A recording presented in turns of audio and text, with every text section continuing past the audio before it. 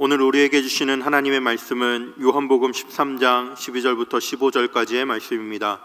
신약성경 171쪽입니다.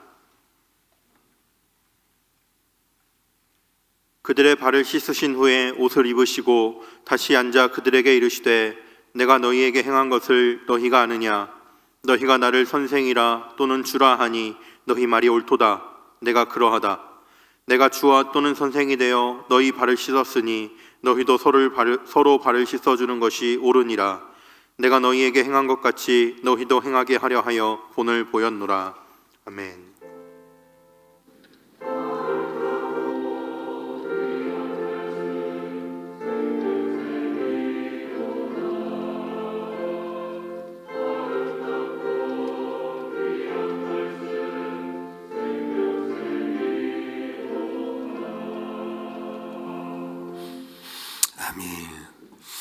네, 한 가지 곁들여서 부탁은 당분간 한 2주 정도 연말까지 성탄절 예배를 비롯해서 예배 이외에는 예배당에서 아무 모임을 갖지 않기를 바랍니다. 사적으로 여러분들 예배 후에 우리 잔잔하자 하고 같이 수성모수로 간다든지 이렇게 3355 예배 후에 모임을 한 2주간 여러분들께서 자제해 주시고, 또 예배당 안에서 아무리 반가워도 마스크 벗지 마시고요. 그리고 손으로만, 집사님 그렇게 하시고 눈인사로만 하시되 여러분들 접촉하지 않는 그런 개인 방역을 좀 지켜주시면 좋겠습니다. 오늘은 대림절 마지막 주간으로 오는 오는 금요일이 이제 성탄절, 우리 주님이 탄생하신 날입니다. 여러분들 성탄절 그러면은 연관어, 가장 가까운 연관어가 뭘까요? 아마 사회에서는 동방박사가 아닐까 싶습니다. 우리 어릴 때부터 주일학교에서 성극을 많이 했습니다. 그리고 사회에서도 성탄절의 어떤 그림이나 장식에 보면 동방박사 낙타 타고 가는 그림이 많습니다. 왜 그들이 성탄절에 굉장히 중요한 연관어가 됐을까요? 그것은 아기 예수의 탄생을 기뻐하며 멀리서부터 선물을 가지고 와서 축하한 사람이기 때문입니다. 우리도 이제 금요일 성탄절이면 우리 예수님 탄생하신 날 동방박사처럼 멀리 갈 필요도 없고 이미 우리에게 오신 그분을 생각하면서 선물을 좀 해드리면 어떨까요? 그러면 어떤 선물을 하면 좋을까요? 동방박사가 드린 선물 3가지는 아시지요? 황금과 유향과 모략입니다. 당시 2000년 전에는 이것은 최고의 귀족이나 혹은 통치자, 왕에게 드리는 선물이라고 합니다. 우리는 이 선물을 보면은, 내가 누구에게 선물을 준다 할 때 선물의 내용을 보면은 두 사람의 관계를 어리짐작할 수 있답니다. 정말로 귀하고 정말로 사랑하고 존경하는 사람에게는 그만큼 선물이 달라요. 그러나 그 관계 지수가 10에서 8로 5로 4로 1로 떨어지면은 그 선물의 내용이 분명히 다를 것입니다. 동방박사는 최고의 선물을, 유다의 왕으로 나신 이가 누구냐 하며 왕께 드리는 선물을 준비했는데, 우리는 왕중왕이신 우리의 구세주이신 예수 그리스도 앞에 그의 합당한 선물 무엇을 드리면 좋을까요? 제가 성탄절 때마다 자주 인용하는, 소개하는 오헬리의 단편소설 크리스마스 선물을 아실 것입니다.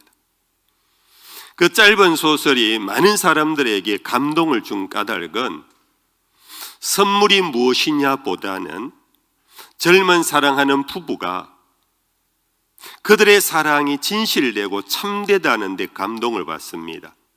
그것이 선물을 통해 드러나는데, 그것은 얼마나 좋은 거냐, 얼마나 비싼 것을 주었느냐가 아니고 내 아내에게 지금 가장 필요한 것이 뭔가를 남편은 알고 있었고, 남편에게 지금 가장 필요한 것이 뭔가를 아내가 알고 있는 데서 남편이 가장 필요한 것을 주기 위하여 자기 전부를 팔아버린, 이것이 바로 모든 많은 사람들에게 감동을 주는 선물의 진가를 보여주는 그런 교훈이 담겼기 때문이라 여깁니다. 더구나 우리 그리스도인들에게는 마치 이것이 하나님이 우리를 사랑한 그 사랑의 한 모델로, 예표로 그렇게 전이되어질 수 있는 교훈이기 때문에 우리에게는 더욱이나 그렇습니다. 하나님이 세상을 이처럼 사랑하사 세상에 가장 필요한 것이 뭔가를 하나님은 아셨습니다. 그것은 우리의 부귀가 아닙니다. 우리의 건강이 아닙니다. 우리의 권세가 아닙니다. 바로 영원토록 벗어날 수 없는 사망의 그늘, 그것은 바로 죄의 값이었고 이 죄의 문제를 해결할 수 없어서 평생을 죽음의 종로로 타고 있는 우리에게 가장 필요한 것, 그는 바로 영생의 선물을 주시기 위하여서 독생자를 보내신 것 아닙니까? 여러분들, 그런 의미에서 과연 우리는 이번에 성탄절에 예수님에게 무엇을, 어떤 선물을 준비할 것인가? 오늘 본문은 바로 여기에 우리에게 귀중한 답을 주고 있습니다. 오늘 내용은 여러분들이 잘 아는 제자들의 발을 씻겨준 사건입니다. 마지막 최후의 저녁 만찬을, 유월절 만찬을 제자들과 함께 나누다가 갑자기 예수님이 일어나셔서 대야에 물을 가지고 와서 제자들 발 앞에 내려놓고는 발을 내밀어라, 그러고는 제자들의 발을 씻겨주신 내용입니다. 그러면서 이런 말씀을 하셨습니다. 오늘 보면 14절 15절입니다. 같이 한번 읽어볼까요? 내가 주와 또는 선생이 되어 너희 발을 씻었으니 너희도 서로 발을 씻어주는 것이 옳으니라. 내가 너희에게 행한 것 같이 너희도 행하게 하려 하여 본을 보였노라. 예수님 단순히 갑자기 감정이 생겨서 제자들의 발을 씻겨준 것이 아니고 당신이 행한 이 자체가 제자들에게 본이 되어 제자들도 이것을 행하라고. 그래서 내가 너희의 발을 씻어 주었다. 너희들도 서로 발을 씻겨주는 것이 옳다. 그리고는 그 뒤에 띄어서 마무리하는 교훈을 주셨습니다. 34절 35절 다 같이 읽어봅시다. 새 계명을 너희에게 주노니 서로 사랑하라. 내가 너희를 사랑한 것 같이 너희도 서로 사랑하라. 너희가 서로 사랑하면 이로써 모든 사람이 너희가 내 제자인 줄 알리라. 주님이 가장 원하시는 선물, 주님은 뭐가 부족하신 분이 없는 분입니다. 마치 오엘리의 한 남편에게 시계줄이 필요해서 아내가 자기 머리카락을 끊어서 시계줄을 사주어야 할 부족이 하나님에게는 없습니다. 그러나 하나님이 기뻐하시는 것은 있습니다. 그러면서 우리에게 당부하신 것도 있습니다. 그것이 바로 서로 사랑하는 겁니다. 그리고 그것을 구체적으로 발을 씻겨주는 행위를 통하여서 예수님의 본을 따라오기를 원하고 계시는 것입니다. 여러분, 이것이 바로 주님이 가장 기뻐하는, 우리가 준비해서 주님을 기쁘시게 할 수 있는 가장 적합한 선물이 될 것입니다. 여러분들, 예수님이 제자들의 발을 씻겨주는 이 장면에서 우리는 예수님의 사랑의 법칙을 하나 배웁니다. 예수님의 선물은 낮은 자가 높은 자에게 드리는, 학생이 선생님에게 드리는 등등의 그와 같이 잘 봐달라고, 존경한다고, 심지어 그것이 뇌물까지도 될 수 있는 그런 모양이 아니었습니다. 내가 선생이 되어 너희의 발을 씻겨주는, 강자가 약자에게 손을 내미는, 높은 자가 낮은 자에게 낮아져서 그의 발을 만져주는, 이것이 바로 예수님이 보여주신 사랑의 법칙입니다. 잘못했으면 와서 빌어라. 내가 비는 거 보고 내가 용서해 주마 하는 그런 용서가 아니었습니다.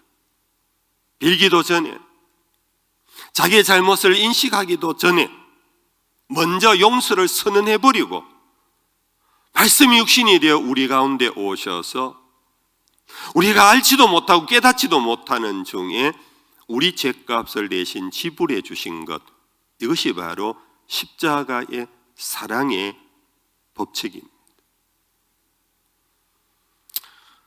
사도 바울은 이것을 두고 로마서에서 이렇게 말했습니다. 우리가 아직 죄인 되었을 때에 그리스도께서 우리를 위하여 죽으심으로 하나님께서 우리에 대한 자기의 사랑을 확증하셨느니라. 우리가 아직 죄인 되었을 때, 그 죄로부터 벗어나려고 발부동도 치기 전에, 아니 내가 죄인이라는 것도 알기도 전에 그리스도께서 우리를 위하여 죽으심으로, 그 죽으심 자체가 우리를 죄와 사망의 법에서 해방시켜버린, 그것이 바로 하나님의 선물입니다.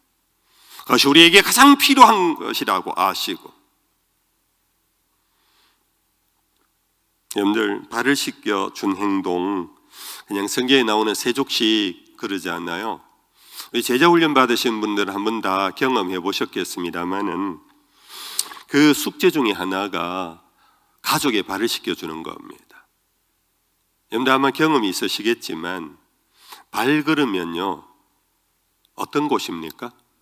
요즘은 아스팔트, 시멘트 문화 속에 좋은 신발과 좋은 양말을 신어서 여러분들 좋은 통풍이 있고 걸핏하면 씻을 수 있는 환경과 달리 2000년 전에는 신발을 신지 않고 다닌 사람이 더 많았습니다.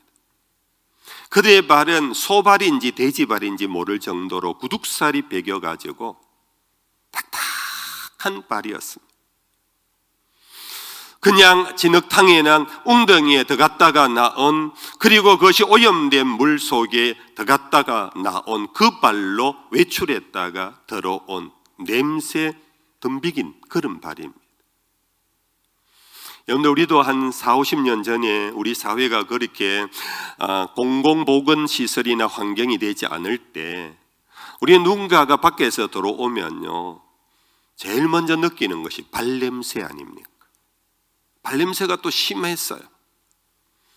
여러분들, 그러한 것을 여러분들 연상해 보십시오. 그것이 바로 예수님이 씻겨주신 발입니다. 손을 씻겨준 것도 아닙니다. 얼굴을 씻겨준 것도 아닙니다. 등을 밀어준 것도 아닙니다. 여러분들, 예수님께서 이렇게 할 때에 제자 베드로는 급히 발을 뺐습니다. 선생님, 이럴 수 없습니다. 어찌 감히 제가 선생님에게 발을 내밀어 선생님이 제 발을 씻깁니까? 여러분들, 앞부분의 내용입니다. 그때 예수님께서 하신 말씀입니다. 우리 같이 한번 읽어보겠습니다. 13장 8절입니다. 베드로가 이르되 내 발을 절대로 씻지 못하시리이다. 예수께서 대답하시되 내가 너를 씻어주지 아니하면 내가 나와 상관이 없느니라. 이 상관이 없다, 이 말, 관계가 끊어진다는 뜻입니다. 예수님은 우리에게 어떤 관계로 오셨느냐 하면은, 여러분들, 그와 같은 더러운 발을 씻기는 사람은 당시에 노예였습니다. 그리고 씻김받는 사람은 아주 고관이고 귀족이었습니다. 예수님께서 발을 씻어주는 이 행위는 결국 나는 너의 종이 되어 너의 종으로 관계하며 왔다라고 말씀하는 겁니다. 네가 발을 씻기지 않으면 난 너의 종이 되지 못한다면 너와 나는 관계가 없어진다는 것입니다. 여러분들 기억하시죠? 예수님 말씀 중에 인자가 온 것은 섬김을 받으려 함이 아니고 도리어 섬기려 하여 자기 목숨까지 주려 하심이라 그랬습니다. 예수님은 우리와의 관계에서 염라대왕으로 오지 않습니다. 아래를 훑어보면서 내가 너를 위하여 십자가에 죽기까지 했는데 너 뭐하냐 하고 지금 눈에 상심지를 켜고 예배당에 와서 우리 출입하는 사람을 지켜보는 게 아닙니다. 물론 우리의 마음에는 하나님을 경외하는 마음으로 두렵고 떨리는 마음으로 예배당에 들어와야 합니다. 예배당에서 입을 거쳐야 합니다. 그럼에도 불구하고 주님은 우리에게 올 때에 우리가 두려워하는 그런 도깨비처럼 오지 않습니다. 지금도 2000년 전에 제자의 발을 씻겨주셨던 모습으로 지금도 우리에게 다가오십니다. 발을 내밀라고, 살다가 입은 상처들, 살다가 엎드려진 나의 실수들, 살다가 이루어진 나의 아픔들, 그런 것들 너 아직 그렇게밖에 못 사냐 하는 그런 평가하러 오지 않으십니다.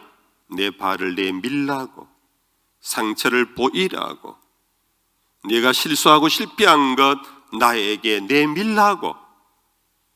우리는 주님, 나 이거 못 보입니다, 부끄럽습니다, 내가 목사가 이렇습니다, 주님 보려고 하지 마십시오라고 하지만은 주님은 아니랍니다. 만약에 내 발 내밀지 않으면 너는 나와 상관이 없다고 말씀하십니다. 할렐루야. 여러분들, 이것이 바로 주님이 우리를 향한 사랑이십니다. 여러분들, 이와 같은 예수님의 길을 쫓아 살렸고 참 아름답게 살아간 많은 사람들이 있습니다. 우리 교회도 그런 분들이 많았고 지금도 있습니다. 흔히 이름도 없고 빛도 없이 정말 숨겨진 곳에서 남의 발을 씻겨주듯이 겸손히 섬기는 종의 자세, 종의 마음을 갖고 예배드리고 또한 섬기고 관계하는 사람들이 참 많습니다. 여러분들, 오늘 우리는 그 길을 가야 하겠다고 다짐하는 대림절 기간이 되기를 축복합니다. 우리는 예수님이 이 땅에 오셔서 300년 로마의 압제를 이기고 로마를 뒤엎어버린 승리자 예수만 우리의 예수가 아닙니다. 여전히 당신의 몸 누일 곳 없는, 그래서 마국간에서 탄생할 수밖에 없었던 그분이 우리의 주님이십니다. 또한 오늘처럼 발을 내밀라 하고 씻어주시려고 하는 분이 바로 우리 주님이십니다. 우리는 성탄절을 통하여 나도 빛나는 영광스러운 승리자의 그러한 그리스도인이 되겠다라는, 그것도 하나님이 꿈을 주신다면 이루어 가야 합니다. 그러나 성탄의 신비와 성탄의 은총은 낮아지심입니다. 종이 되심입니다. 우리의 가장 더러운 치부를 주님이 당신 친히 씻어 주시고자 오신 분이 바로 우리 예수님이십니다. 그러면서 당부하셨습니다. 너희도 서로 발을 씻겨주라고. 내가 이를 위하여 너희에게 본을 보였노라고. 그러므로 우리는 이번 성탄절에 주님 앞에 드릴 최고의 선물이 뭐냐? 결국은 바로 이 일을 행하는 것 아니겠습니까? 여러분들, 숙제라 여기셔도 좋습니다.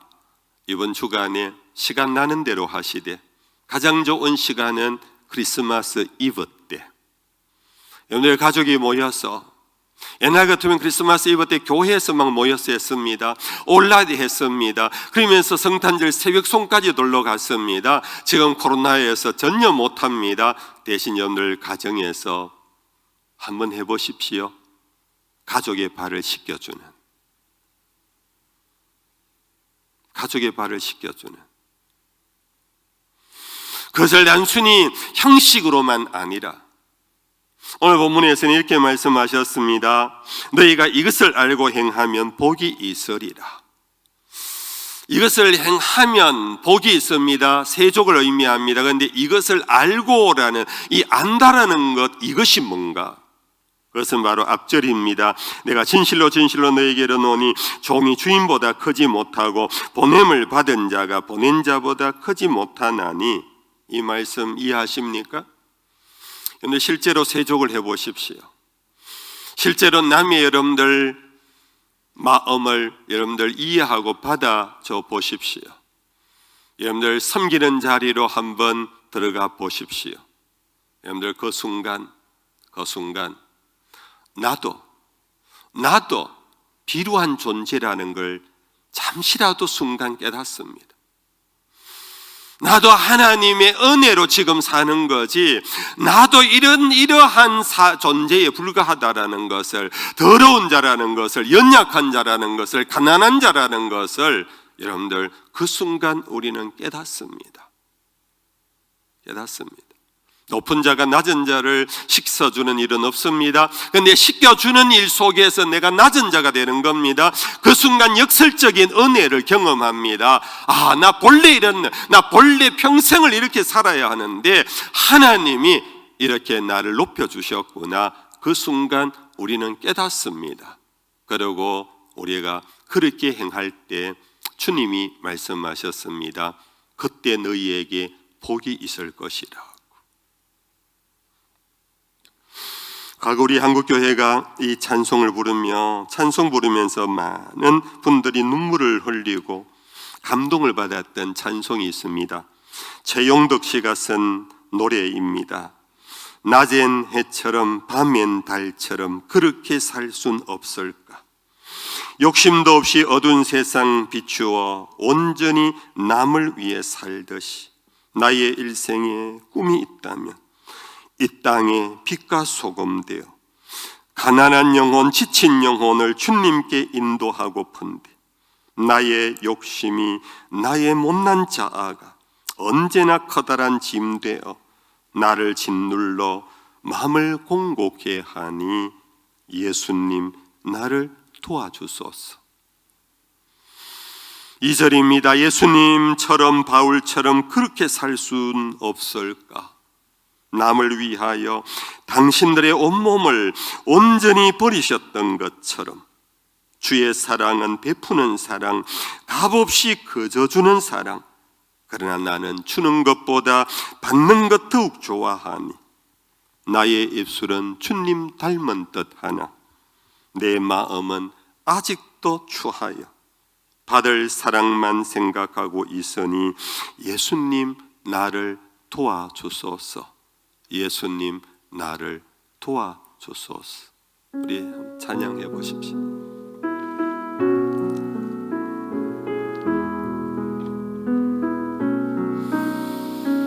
낮엔 해처럼 밤엔 달처럼 그렇게 살 순 없을까. 욕심도 없이 어두운 세상 비추어 온전히 남을 위해 살듯이 나의 일생에 꿈이 있다면 이 땅에 빛과 소금 되어 가난한 영혼, 지친 영혼을 주님께 인도하고픈네. 나의 욕심이, 나의 못난 자가 언제나 커다란 짐 되어 나를 짓눌러 마음을 공고케 하니 예수님 나를 도와주소서. 2절 또 부릅시다. 예수님처럼 바울처럼 그렇게 살 순 없을까. 남을 위하여 당신의 온몸을 온전히 버리셨던 것처럼 주의 사랑을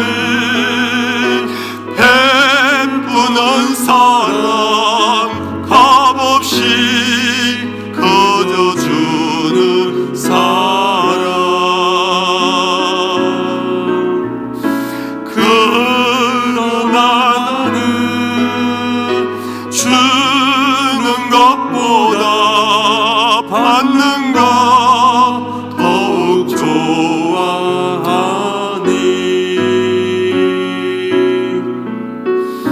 나의 입술은 주님 닮은 듯 하나 내 맘은 아직도 좋아요 하늘 사랑만 계수하고 있으니 예수여 나를 도와주소서.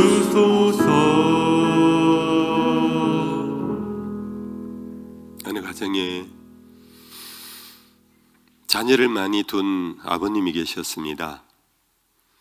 형제들이 흩어져 살다가 형제들 중에는 부자가 된 형제도 있고 그렇지 못한 형제도 있었습니다. 아버님 생시를 맞이했습니다. 각처에 흩어져 살던 형제들이 아버님 생신 축하로 모였습니다. 부자 아들 큰 선물을 갖고 왔습니다.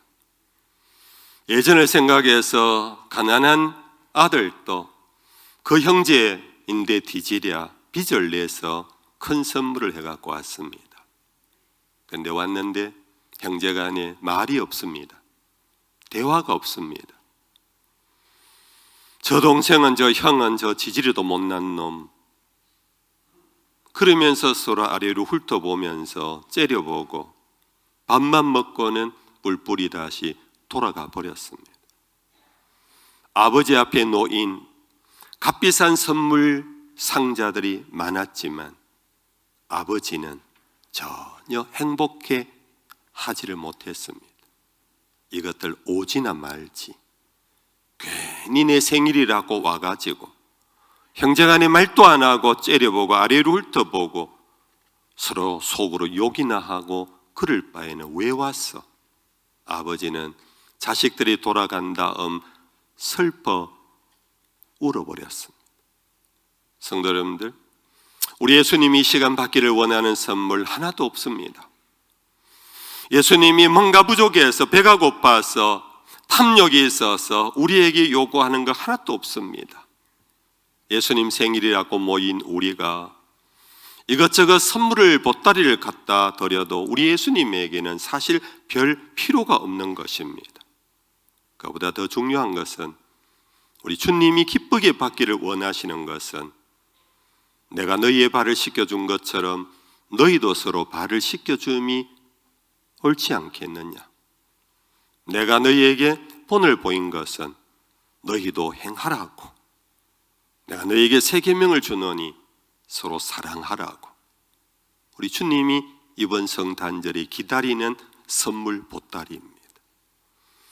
이제 끝으로 마지막 하나 더 생각해 볼 것은 실제로 우리 주님이 정말 기다리는 내게 한 것이다라고 주님이 받으실 만한 것이 있습니다. 여러분 아시나요? 우리 예수님 하신 말씀 가운데 너희가 내 제자의 이름으로 이 작은 자에게 냉수 한 그릇 나눔이 곧 나에게 준 것이라고.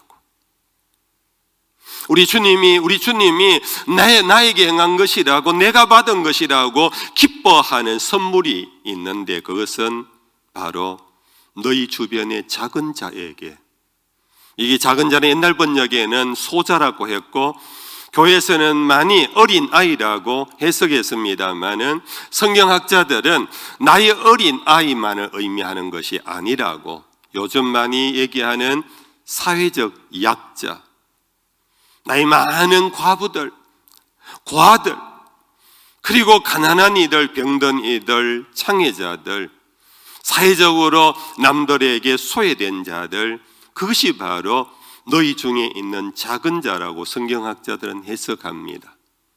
그들에게 냉수 한 그릇 준 것, 그것이 곧 나에게, 예수님에게 행한 것이라고 주님은 말씀하셨기에 오늘 우리가 구체적으로 실천할 수 있는 예수님에게 드릴 수 있는 선물, 바로 여러분들 우리의 주변에 작은 자에게 냉수 한 그릇 주면 어떻겠습니까? 여러분들 냉수 한 그릇이 뭔지 아십니까?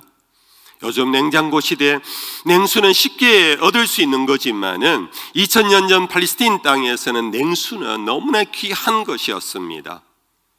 여러분들 지표수는 또 더 미지근했습니다. 시원한 물은 땅 밑으로 내려간 운물에서 길러오는 바로 그 물이었습니다. 여러분들 운물은 성지에 가보면요, 요즘의 운물과 같은 모형으로 만들어진 운물도 있지만은 2000년 전에 참 운물은 땅을 파고 들어갑니다. 마치 요즘 큰 공사장에 가면 토목공사 하면서 땅을 파고 들어가는 그 밑바닥으로 내려갑니다. 물이 마르면 또 물길을 찾아 또 파고 들어갑니다. 그래서 운물은 한번 내려갔다 올라오는 것이 결코 쉽지 않습니다. 너무 힘듭니다. 계단을 내려가다가 미끄러질 수도 있고 넘어져 다칠 수도 있는 그런 곳이 바로 2000년 전에 운물물을 길른 겁니다. 그것은 지하에 있기 때문에 길러 올라오면 시원합니다. 그것이 바로 냉수입니다. 여러분들, 그렇게 수고롭게 떠온 냉수를 여러분들 누구에게 드리고 싶습니까? 여러분들 뭔가 누구에게인가 주고 싶은 사람이 있지요? 누굽니까? 그 대상 중에 작은 자는 없을 것입니다. 내가 이렇게 수고했고 왜 쟤에게 줘? 내가 이렇게 수고한 것을 왜 저렇게 가치 없는 데 사용해? 우리는 그렇게 생각하고 내가 수고한 것을 여러분들이 좋아하는 사람, 사랑하는 사람, 존경하는 사람, 높은 사람에게는 드리지만은 그것을 이 작은 자에게 드리는 경우는 거의 없을 겁니다. 우리 주님이 말씀하셨습니다. 이번에는 작은 자에게 주라고. 그러면 나에게 한 것과 같답니다. 성도 여러분들, 오늘 우리의 삶 속에 정말로 여러분들 돌아보아야 할 사람들이 뜻밖의 많습니다. 여러분들, 교회 안에 가난한 신학생이 있습니다. 전도사님들이 있습니다. 제가 30년 전 신학교 다닐 때는요, 교육전사 할 때 교회에서 교육전사 사례비가 좀 속된 표현으로 쥐꼬랑댕이만도 못했어요. 그럼에도 불구하고 제가 가정을 이루면서 서울의 신학교를 3년이나 다니고 기숙사비를 내고 차비를 하고 기숙사 밥을 사 먹을 수 있었던 것은 주일마다 교회 권사님들이, 장로님들이, 집사님들이, 요즘으로 치면은 나쁜 용어입니다, 촌지 봉투를 하나씩 주셨습니다. 그것으로 저는 신학교를 마쳤습니다. 성도 여러분들, 저를 좋아서 여러분들 선물하는 것 저에게 향하지 마시고 저는 이제 없어도 됩니다. 여러분들, 우리의 가난한 신학생들, 가난한 전도사님에게 여러분들의 선물의 방향을 한번 돌려보면 어떻겠습니까? 여러분들 사랑방을 섬기며 사랑방에 함께 모이면서 여러분들 다 괜찮아 보이지만 여러분들 알 겁니다. 그 중에는 힘들게 살아가는 여러분들 사랑방 방언도 있습니다. 물론 가난은 나라님도 감당 못한다고 할 정도로 내가 주는 거 그거 아무 해결점은 안 됩니다. 그러나 여러분들 그것이 그분에게는 냉수 한 그릇이 될 수 있습니다. 많이 주라는 얘기가 아닙니다. 큰 걸 주라는 얘기가 아닙니다. 여러분들에게 마음을 다해서 여러분들 작은 자를 찾아 그들에게 여러분의 손을 한번 내밀어 보면 주님이 당신이 받으시는 것과 같이 너무 기뻐하실 것입니다. 코로나 전국의 사회가 전체적으로 너무 칙칙하고 누군가를 희생양으로 만들어서 누군가에게 화풀이하고 싶어지는 그럴 정도로 사회가 지금 어려움 속에 있습니다. 이럴 때 성탄을 맞이하는 우리 그리스도인들은 우리 예수님에게 선물을 주는 그런 시전으로, 그런 의미로 여러분들 가정에서, 여러분들 교회 안에서, 여러분들 이웃에서 예수님을 생각하고 예수님에게 드리는 마음으로 사랑을 드려 우리 사회를 좀 밝혀보면 어떻겠습니까? 그런 우리 모두가 되기를 주 예수 이름으로 축복합니다. 찬양하십시다. 찬송가 218장입니다. 내 마음과 정성을 다하여서 주 너의 하나님을 사랑하라. 내 몸을 아끼고 사랑하듯 형제와 이웃을 사랑하라. 주께서 우리에게 명하시니 그 명령 따라서 살아가리.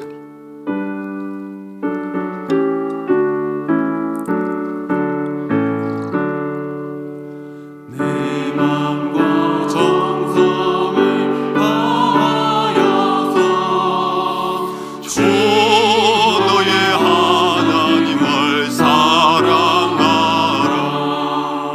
내 몸을 아끼고 사랑하듯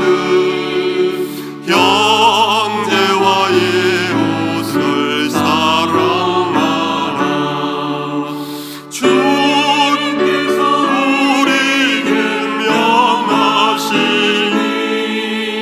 그 명령 따라서 살아가리. 널 미워해치는 원수라도 언제나 너를 아끼 사랑하라. 널 비박하는 자 위에서도 신실한 마음으로 복을 빌라. 주께서 우리 명하시니 그 명령 따라서 살아가리. 나 항상 주님을 멀리하고 영제를 사랑하지 못하였다. 이러한 죄인을 사랑하사 주께서 몸 버려 죽으셨다. 속죄 큰 사랑 받으니 내 생명 다 바쳐 충성하리.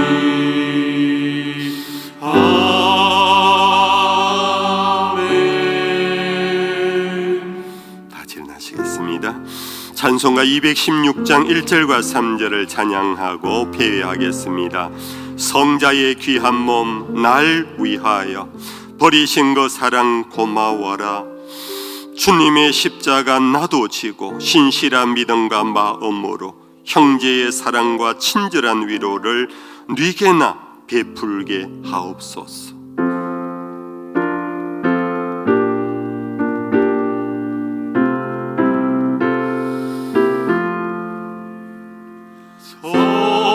성자의 귀한 몸 날 위하여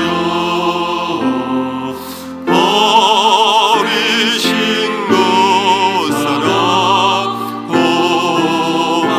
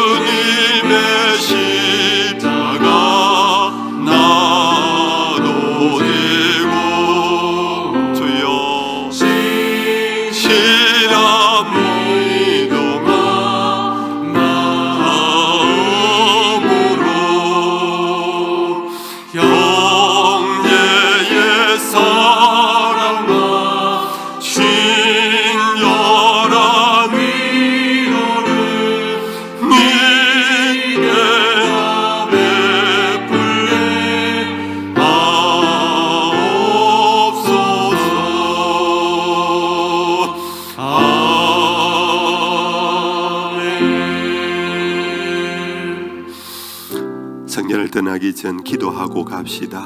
하나님, 우리에게 주신 세 계명 내 이웃을 사랑하라고, 특별히 내 이웃의 발을 씻겨주라고, 내 이웃의 작은 자 소자에게 가장 귀한 냉수 한 가락을 대접하라고, 주여 이 선물을 주님께 드리듯 실천하게 해달라고. 여러분들 자신을 두고 우리 한번 기도하고 갑시다.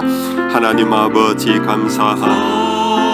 오늘도 우리에게 주의 말씀을 통하여 우리를 다시 깨우쳐 주시고, 우리의 부족과 우리의 죄악을 알게 하시고, 우리의 마땅히 행해야 될 바를 하나님 말씀해 주셨습니다. 성령이 오셔서 주여 이 말씀 따라 살 수 있도록 권능을 주시고 순종할 수 있도록 믿음을 더해 주시옵소서. 하나님, 어려운 시대에 우리를 통하여 세상에 훈훈하고 따뜻하고 아름다운 삶이 드러나게 해 주시옵소서. 주밖에 없습니다. 주밖에 없습니다.